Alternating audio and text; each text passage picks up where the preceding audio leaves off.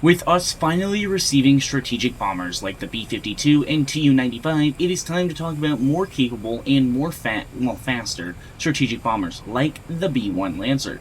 So if you guys are not too familiar with the B-1 Lancer, what makes it truly potent is its high speed. This was an aircraft that was designed when we were learning about what sort of missile defenses that the Soviets had at the time. This was an aircraft that was intended to no longer fly high like the B-52. This was kind of before standoff weaponry was really a thing outfitted on the B-52. And we needed something to actually penetrate below these radar systems. And that is something the B-52 and Tu-95 truly suffer in both air RB and ground RB, is the fact that they are, one, very slow, and two, they don't, they're not very fast. They don't climb very well. The B-52 climbs okay, but it's when you're carrying a full load, it's going to be a much heavier platform. Now, the Tu-95 and the B-52 both do have stuff to defend themselves with. The B-1 Lancer does not. However, the B-1 Lancer has something that neither of these platforms have, and that is speed. This and a couple of the other Soviet-tested bombers would be able to fly much faster than their counterparts. What this would allow you to have in War Thunder, especially in Air RB, is the ability to actually penetrate towards bases at a much faster rate. The B-52 and Tu-95 both suffer in Air RB significantly. They're targeted by aircraft before they can even really cross the halfway mark, and to escort them, it's just too hard. Now, the B-1 Lancer would be an aircraft that brings the same bombing capabilities that the B-52 has, but also would be able to fly almost Mach 2. This is a platform that I'd have to do a bit more research on. It's an aircraft that, it's kind of weird to me. The B-1 Lancer, I spent a lot of time learning about it when I could, and I've seen them in museums, whenever I can. There's not a lot in museums, but you can find them. The cool thing about the B-1 Lancer is its actual bomb bay, the way it was designed, the fact that this is an aircraft that, this is something that no one really knows, it does not deliver nuclear weapons. The B-1 Lancer was intended to be a nuclear platform, and it did have the ability to deliver nukes.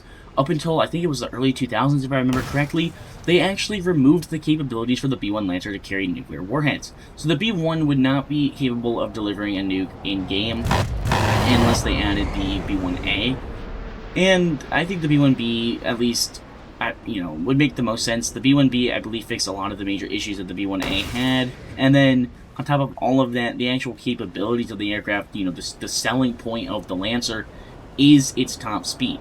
And I'm not necessarily making this video just on the B-1, I'm making this video about any of the faster strategic bombers, rather it be the Hustler that America has. I forget the name of the Soviet one.